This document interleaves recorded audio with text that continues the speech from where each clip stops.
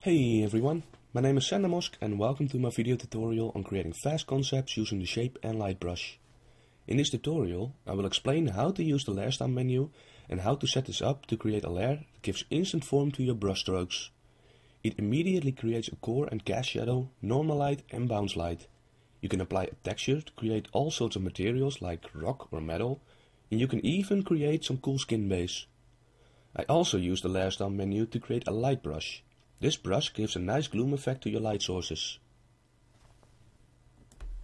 First things first, I have to create a base to work from. I changed the background color to a mid-gray. This will help me see all the values correctly from black all the way to white. I made a new layer and I'm creating a basic silhouette of a random creature, using the burn tool for the shadows and dodge to create highlights. You can use the lasso tool to create some hard edges for our collision shadows. Be messy about it, because most of it will get covered up anyway. Okay, now we're gonna set up the shape brush, starting off with the big shapes. Make some random big shape and double click on the thumbnail of the layer. This will open up the layer style menu. You see, there's a variety of settings you can choose from, giving a whole range of effects to your brush strokes. Starting off with a bevel and emboss effect to create form by adding shadows and highlights. There's a lot you can play around with. Style, in this case inner bevel, changes what kind of bevel you want, a bevel that stays inside your shape or goes beyond. With size, you make the bevel bigger and set the roundness of your shape. With technique, you can set hard or soft edges, and sliding the depth will change the fall off. Changing the direction will make your shape poke out or go inwards, and soften will blur the terminator. When you have set up your desired structure, you can apply the shading. With angle, you can choose where the light is coming from. By placing the cursor, you can create a top lighting or lighting from the side or anything you want. Gloss contours gives multiple lighting effects and some nice core shadows. Use this when creating different kinds of materials. And of course, the light and shadow intensity. Change the sliders for opacity and add color to save time later. The cool thing about these layer styles is that it uses a global light source. This means that if you change the direction of your light on one of the layers, it automatically changes in all the layers. We're done with the big shapes. In order to make the small shapes work, you will need to use different settings. For instance, the size of the bevel we used would be way too big for the small shapes. Just play around, experiment and see what looks good.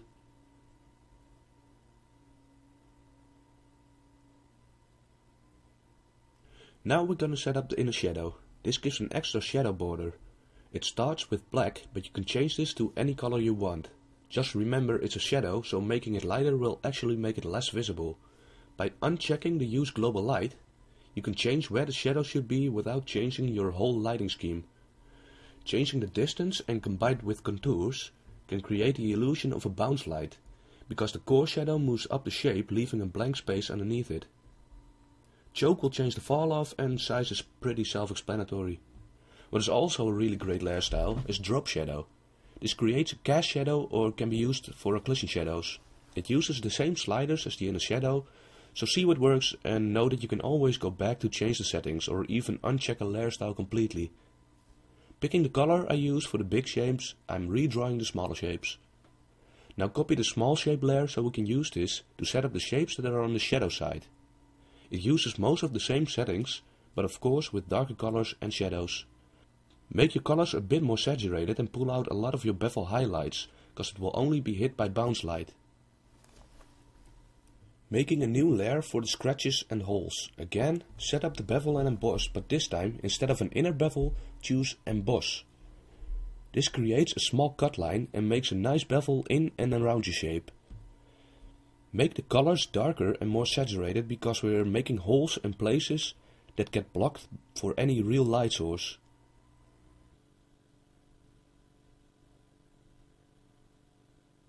It isn't working right now. That's because I need to check up instead of down. This works contra because of the gloss contour it is set on. Duplicating this layer one last time to create the holes on the shadow side. Again, darkening the colors and add more saturation. Okay, now we're done setting up all the shape layers, and before we go on designing, I would like to show some other pre-made materials. I keep these saved in a blank file, so I don't have to keep setting them up. Here is one for skin. It uses the same principles as the metal we created. It has a highlight, core shadow, bounce light and even a bit of a texture to indicate pores in the skin. To apply a texture, check the pattern overlay and choose a texture. By changing the scale, you can decide the size of your texture that overlaps your shape. Again, made a layer for the big and small shapes and for the wrinkles. I chose a warm reddish color for the shadow. This gives more life to your skin tone and even creates a bit of subsurface scattering. When creating a material, think about how specular the surface needs to be. In the case of skin, it will be more like a Lambertian or matte surface than like for instance metal.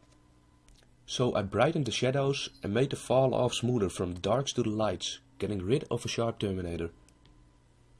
Here I have a layer for a dark shiny metal, along with a carbon fiber texture. And one for a lighter metal that is a bit more specular. But, aside from the obvious metals you can create, you can make one for rock as well. In addition to the pattern overlay, I checked the texture on the bevel emboss layer style. This adds a secondary texture, and if you use a different scaling than the pattern overlay, you can get some good variations in size throughout your whole texture. When you're implementing these smaller shapes, try to scale down your textures so they will fit better.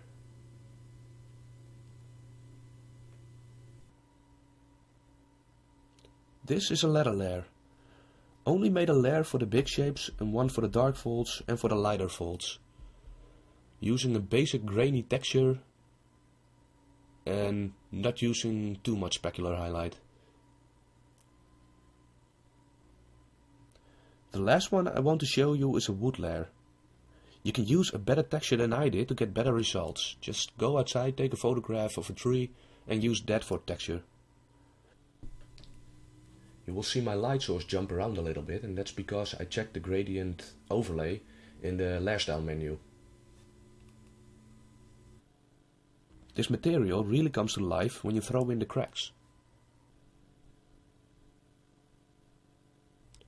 So, we're done with the explanation. Let's start designing some armor. I make selections with the lasso tool, but you can use a brush as well. First slapping in the big shapes. I made a copy of the big shape layer so I don't destroy the settings, and now I can place shapes on top of each other. When you turn on the drop shadow in the layer style menu, this really makes your shape stack, creating a cast shadow or, depending on the fall off, an occlusion shadow. In order to let the bevels work, you will need to duplicate your layers and create just a few shapes per layer. If you forget to do this, some of the shapes will tend to merge to each other and you will lose your highlight. At least it won't be at the point you want it to be. So try to make 2-3 shapes per layer and then duplicate it and create a new set of shapes.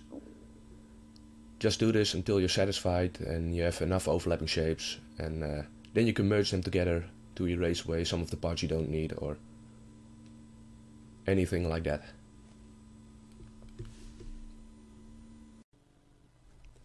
Use the lasso tool to delete parts you don't want and get really sharp edges. You can also use the eraser and cut away from your forms. As you see, while you erase and change the design, it also changes your light fall. This way, painting really becomes more like claying, and when you practice, you can get some really good results and get really fast at designing concepts. That being said, just like most filters or textures in Photoshop, it can look really digital and might not be the effect you're looking for. You will have to paint on top to make everything blend with each other. The more you paint over it, the better your illustration gets. But we're not looking for a super detailed illustration, we're doing concept designs. Just material indication and some great design for 3D modelers to work with. And every technique that will get your designs out faster can be used to your advantage. Now it only depends on how much time you have for a concept to make it into a finished illustration.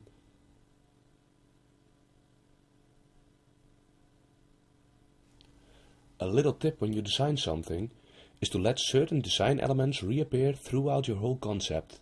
This will create unity and make it look like it's made by the same person or comes from a certain region or, for instance, a video game. Maybe think about the resources that are found in the region your character lives in. Another great way to create appeal in your design is to vary in shapes. Always work from big to small. First create the big elements, then smaller overlapping shapes, and finally the more detailed parts like relief, little bolts and nuggets. You also need to think about the silhouette of your character or vehicle. An interesting shape will stand out more, and especially for the video game industry, it is vital that a player recognizes an evil enemy in an instant in order to survive. Throwing in some massive horns will of course do the trick, but you can be more subtle about it. For instance, in a lot of cases sharp lines and corners suggest more danger instead of furry blurred edges or shapes. I'm done with the big shapes and will start on the smaller shapes. I made a folder for my big shape layers so I can keep a clean working space. While I add the finer details, you can see the effect of the drop shadow. Some parts will cast a shadow outside of your main silhouette. Don't mind that now, you can take care of that when you merge your layers. You just don't want to spend too much time on stuff you're going to paint over anyway, so try to do that on a later stadium and save some time. Don't get distracted by mistakes. This is digital work, so you can always change it at any time you want.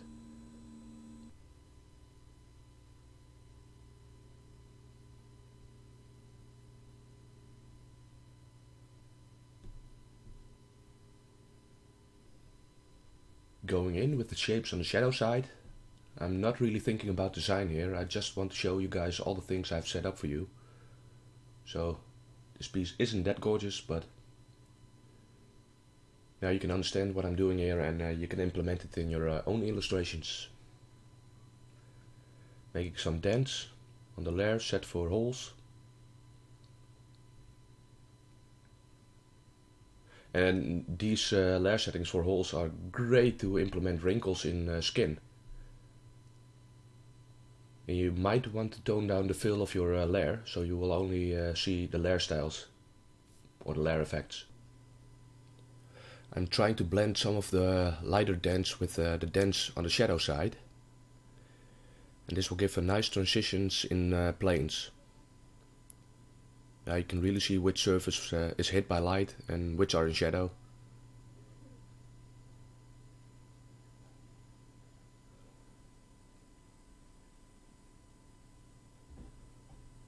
Trying to let certain shapes reappear throughout the whole design. And making it more of a unity.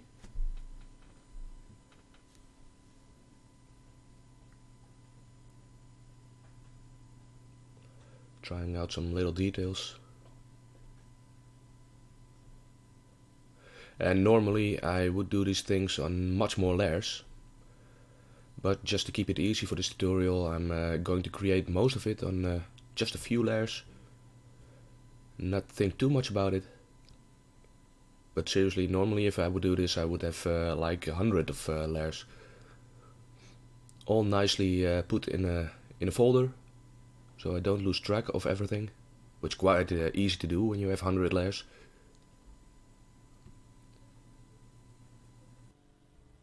I'm finished with the shapes for now and merged all the shape layers so I can edit them later. On the silhouette layer, I create a cast shadow of the armor on the body. You can do this with a burn tool or just use a brush to paint it in. With Ctrl L you can change your values. Try not to use pure black and white. But if you must, only use it for the specular highlights and occlusion shadows. Again, collapse the layers so I can change the silhouette with the warp tool. You can find it in the edit tab, transform and then warp. You get a grid from which you can pull out the shapes. This is a real handy tool when you're not satisfied with how your design looks. Try to do this before you render out your details or they might get skewed. There's another great tool to use for transforming your shapes. It's the liquify tool. You can find it in the filter tab. And it's a really powerful tool in which you can pinch your shapes, make them smaller, or make certain shape bigger and that sort of stuff. It's real handy. You might want to check it out. Now we're done with the basic shapes, it's time to create a light brush. Use pure white and make a small stroke. Double click on the layer to open up the layer styles again. Choose the outer glow and set the color you want. In this case it's the sun, so I'm going for a warm orange color. Change the size for a bigger glow and the range to make a smoother gradient.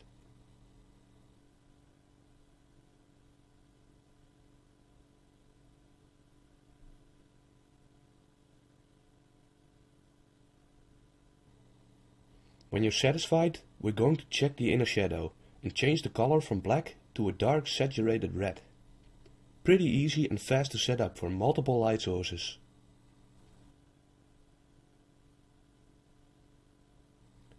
Now erase the line we made and start to paint in the areas that will be hit by light. First, let me erase the cast shadows that shouldn't be there before we go on to do the lighting.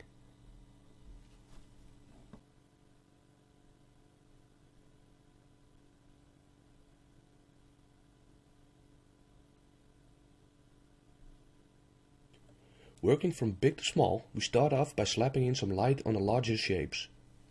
Just fill in the surface that get hit by light and afterwards erase what you don't need or where you've drawn outside of your illustration.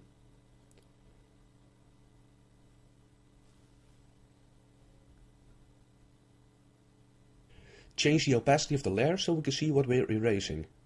Set it back to 100% when you're done so we can start making a fall off.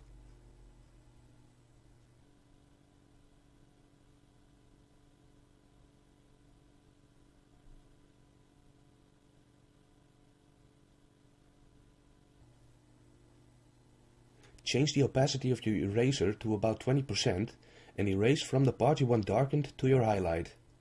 Just glaze over it until you get a nice smooth gradient. Using a bigger sized soft brush as eraser will give you a very smooth transition from shadow to highlight. Figure out where the light won't hit and just erase it.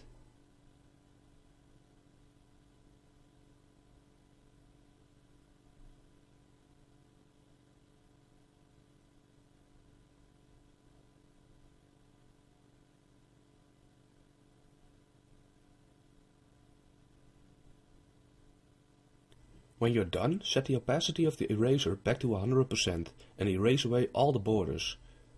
This gives the illusion that the form is really turning away from the viewer, and when combined with the rim light will give a nice finale effect.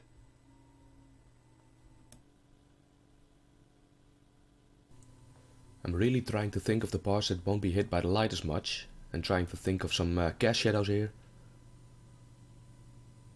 And because you've already some light source there, it's really easier to erase away than to paint in the parts that will be hit by the light. Because you already have something to work with.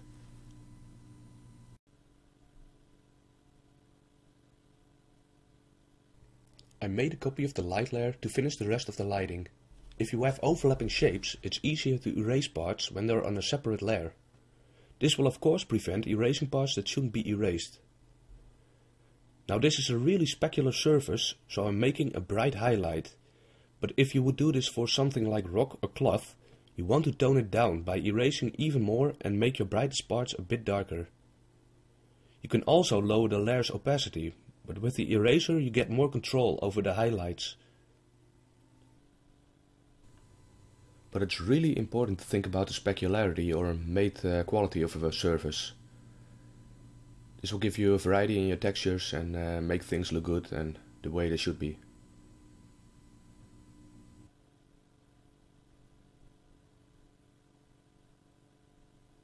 When you're done with the main areas of light, we can create a layer for the rim lighting. Again, make a small stroke and visit the layer style menu. This time select the inner glow. This will give an even brighter light effect. Choose a light orange-yellow color and size it up a bit. We're using pure white, so no inner glow will be lighter than that. In order to see what we're doing, we need to lower the fill of your layer.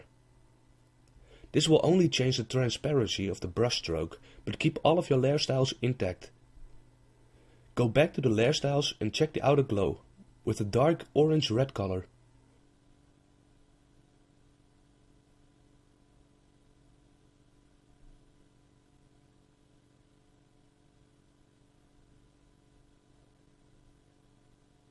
Okay, we're set to throw in some rim lighting and get some finale in there. This might look weird with the first few strokes, but when more is filled in you will see the effect. You can also see the gloom effect the brushes make. It really makes it feel like a warm sun is hitting that surface.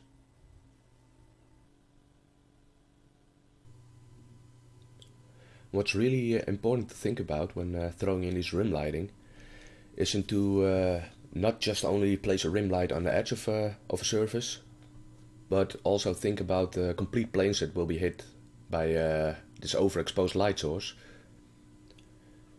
Don't try to place these rim lighting everywhere on an object. Just vary a little bit and make it a little bit more interesting and a little less digital, I think. So just place a few and see what looks good, and try to make some a bit brighter. You can use the erase tool for that. Throw it on a low opacity and erase some of these rim lightings, and some will be more intense than others. I created a new layer for the secondary light source. This one will get the blue color from the sky. It's color contrast all over the place. We started with the warm shadow color we chose for the shapes, which created a sort of bounce light from the sun, and we're now overlapping it with a cool blue color from the ambient light. As well as for the warm yellow sunlight which lays over the cool blue color from the shape's highlight. This all makes the layer effects work and create a good balance and color quality. Also remember to make one of the highlights the strongest and dim down the others, so they don't compete for the viewer's attention. In this case, it's probably the sun that's the brightest light source, so I made sure to make that one the lightest. Now with placing a secondary light source, I always start with a very saturated and really light color, and it's just easier to see that way, and I can always change the opacity or erase away more than what I need, but it just works easier. So I'm erasing away the borders, and I don't want this bound light to be in the complete shadow areas, because the light can't reach those places. And you can see this really makes your illustration come to life. And I'm not using a background here, but if this character would be with some sort of background, you want to use the colors that you already have, and this will make them really blend together and really like the character fits in the environment. Throwing in a rim light. Okay, I'm done with the light brush.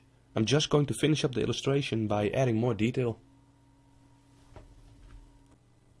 I start to make small pockets of detail in the face to guide the viewer's eye. Try not to overdo the details, cause it will just look over-rendered and your audience won't know where to look next. The face is pretty much always a place to put in the finest details, cause the viewer will probably look at it first. Other than that, choose the detail parts that really matter or convey a certain concept. It's the same thing with your backgrounds. Don't try to over-detail them, because they will be more in the distance, and because there will be a lot of atmospheric perspective. You tend not to see as much details as stuff that is on the foreground. To add color to your drawing, create a new layer and set it on color. This will add color but leave your values intact. Make small color variations to get some more interest.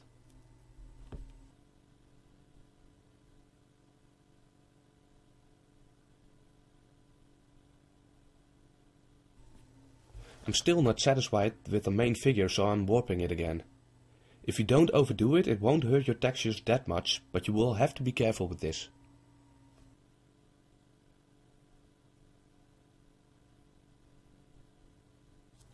Again, created a new layer so I can put in some cast and occlusion shadows. I paint in with pure black and then erase from the outside towards the shape that casts the shadow. When you throw in a texture, you can create some nice random details and give a little bit of bite to your illustration. Put it on an overlay layer and lower the opacity so it won't be too pronounced. I'm also using a texture for the scales, using the warp tool to wrap the texture around the shape. You see me flip my canvas a lot, and this is to check my shapes. Flipping the canvas lets you see your illustration like it's fresh. You can see mistakes you otherwise might overlook. A lot of right-handed artists tend to skew their shapes a bit to the left, and this is reversed for the left-handed people. You won't see these mistakes unless you flip your canvas. I made a copy of this layer and darkened it up a bit. Now erasing away will create an overall gradient. Start where the light source is coming from and go in the direction of your shadows. By making the background darker, it creates more contrast with the main figure. This will pop out your rim lighting on the shadow side as well, which gives a more realistic effect. Adding some noise to your illustration will do this too. Go to the Filter tab and choose Noise, and then Add Noise. A great way to create focus points is to use the Field Blur. Go to Filters, Blur and then Field Blur, and this will open up a new screen on which you can put different blurred areas, all on their own strength. The last effect I'm going to add is a chromatic aberration. Go to Filter, Lens Correction, and choose Custom tab, and slide the Fix Red Cyan and Blue Yellow fringe all the way to the left.